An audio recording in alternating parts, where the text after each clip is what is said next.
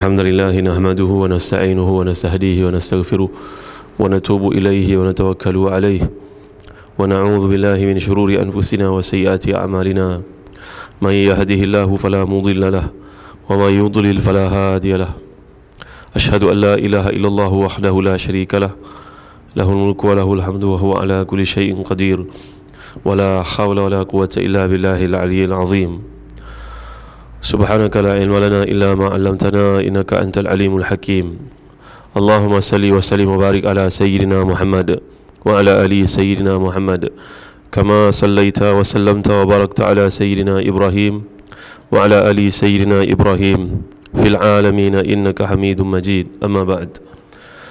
Firman Allah Subhanahu wa taala dalam ayat yang ke-75 daripada surah Al-Baqarah. A'udzu billahi minasyaitonir rajim. أفتطمعون أن يؤمنوا لكم وقد كان فريق منهم يسمعون كلام الله ثم يحرفونه من بعد ما أقلوه وهم يعلمون.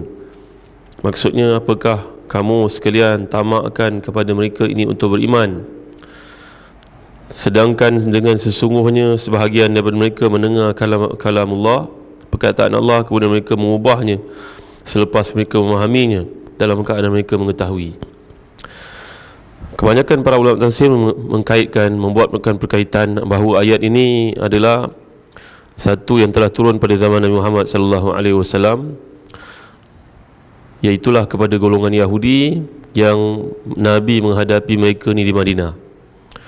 Dalam masa yang sama, ia adalah merujuk kepada kaum Yahudi ataupun Bani Israel yang hidup pada zaman Nabi Musa alaihi salam, yang mana mereka ni mengetahui apa yang terdapat dalam kitab Taurat, bahkan telah pun dilantik oleh Nabi Musa sebagai naqib, ketua-ketua yang 70 orang yang telah kita bincangkan sebelum ini.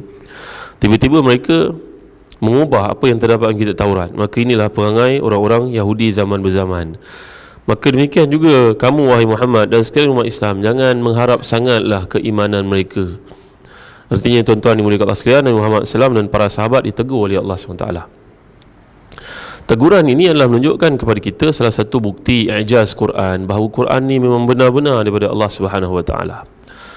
Macam juga dalam surah Abasa wa tawalla an ja'ahu al-a'ma wa ma yudrika la'allahu yazakka aw yadhakkaru fatanfa'ahu zikra amma man istaghna, dalam surah Abasa, iaitu Allah SWT menggambarkan terdapat beberapa orang Arab yang Nabi SAW amat mengharapkan keimanan mereka ini. Nabi amat mengharapkan keimanan mereka, lalu Nabi telah pun tidak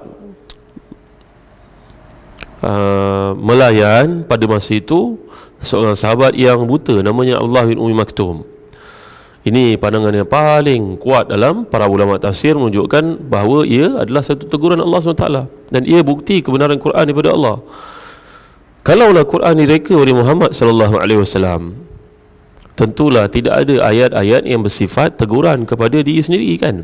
Tentulah ayat itu akan memuji diri, meletakkan diri kita ni hebat. Tapi tidak, dalam Quran kita akan perhatikan ada teguran oleh Allah SWT kepada Nabi SAW dan kepada orang Islam, seperti dalam ayat ini. Kenapa Nabi SAW dan umat Islam ditegur jangan mengharapkan sangat? Tapi tidaklah bermakna di sini kerja dakwah kita hentikan. Oh, stop, kita tak perlu dakwah kepada orang bukan Islam, kerana mereka ni takkan masuk Islam. Masuk Islam atau tidak, itu adalah kerja Allah SWT. Kau kena jalankan tanggungjawab. Tapi dalam masa yang sama, janganlah kamu letak banyak harapan yang besar sehingga kamu lupa tanggungjawab yang lain yang perlu dimainkan.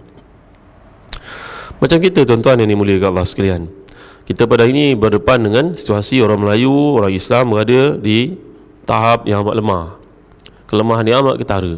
Sebutlah bidang sekalipun, mereka ketinggalan dalam banyak sudut. Maka kita melihat orang bukan Islam maju. Maka ramailah di kalangan umat Islam yang menghantar anak mereka pergi ke sekolah orang bukan Islam, contohnya pergi berkawan dengan orang bukan Islam, mengambil JV, joint venture dengan bukan Islam.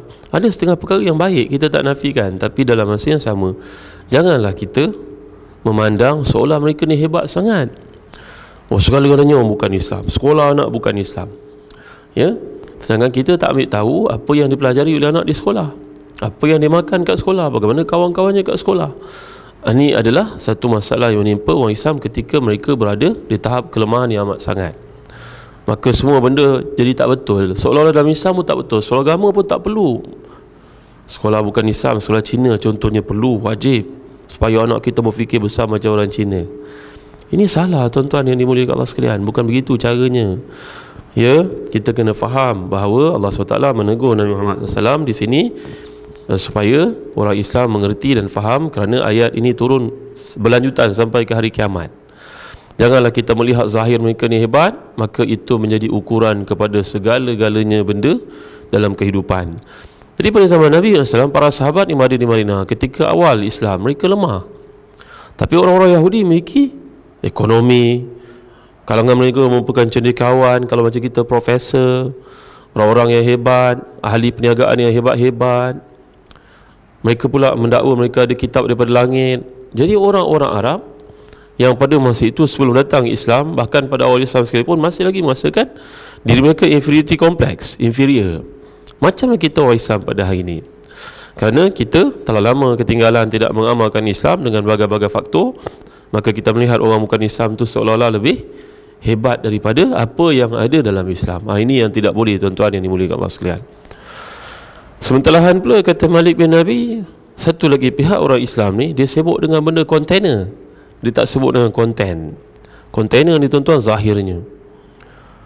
Kalau hari raya tu nampak pakaiannya mesti pakaian orang Islam, orang Melayu dengan sebagainya, tapi amalannya tak ke mana tuan-tuan yang dimuliakan Allah sekalian. Kita sibuk dengan zahir, yang batinnya kita tak nampak. Ini juga satu masalah besar kepada umat Islam. Ya, kalau nak kahwin, kita tengok macam mana cara. Mesti ada pergi ke masjid. Bahkan yang tak pergi ke masjid pun pergi ke masjid untuk akad nikah. Tuan-tuan, perhatikan, mesti nampak macam Islamik sangat. Tapi lepas tu, habis semua.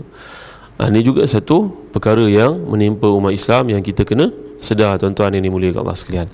Islam bukan setakat zahir saja. Zahir tu penting, kita tak nafikan. Tapi batin lebih penting lagi, dalaman lebih penting lagi. Itu sebab pengisian yang kurang kepada umat Islam menyaksikan Ramadan mereka penuh, melimpah-limpah. Lepas Ramadan anda pergi tuan-tuan, kerana pengisiannya tidak ada. Ada yang berkata pula, tak payah tazkirah lah Ustaz, Ramadan semayang je dah lah. Tuan-tuan, siapa nak tegur orang-orang jahil yang datang semayang ni tuan-tuan, yang kakinya basuh pun tak habis, tak sempurna. Tuan-tuan tengok orang kat semayang hari Jumaat, berapa ramai kakinya tak sempurna. Nabi sebut dalam hadis, wailun lil aqabi minan nar, neraka waillah bagi orang yang mengangkat semayang meninggalkan satu bahagian kakinya tidak sempurna, wudunya tidak sah, semayang Jumaatnya tidak sah. Siapa nak tegur dia kalau tidak pada bulan Ramadan ketika mereka berbondong-bondong datang untuk diajar masalah-masalah seperti ini. Berapa ramai orang yang cross ketika orang sedang semayang di depan dalam keadaan untuk semayang sunat ataupun semayang fardu. Selagi orang tu semayang bersendirian, kita tidak boleh lalu di hadapannya, melainkan kalau di hadapan lain ini selamba je muka dia pergi cross depan orang. Dia nak keluar, dia main terburu-buru keluar depan orang yang masbuk, yang masih belum menyempurnakan semayang. Tuan-tuan berhati tak? Siapa nak betulkan masalah-masalah kejahilan macam ni? Yang kita pandai sangat pergi cakap tak payah Ramadan, tak payah tazkirah, orang semua nak semayang. Semayang ni sunat lah tuan-tuan. Semayang tarawih ni sunat. Ilmu tu wajib dipelajari. Bila kita nak ajar orang jahil yang ramai ni?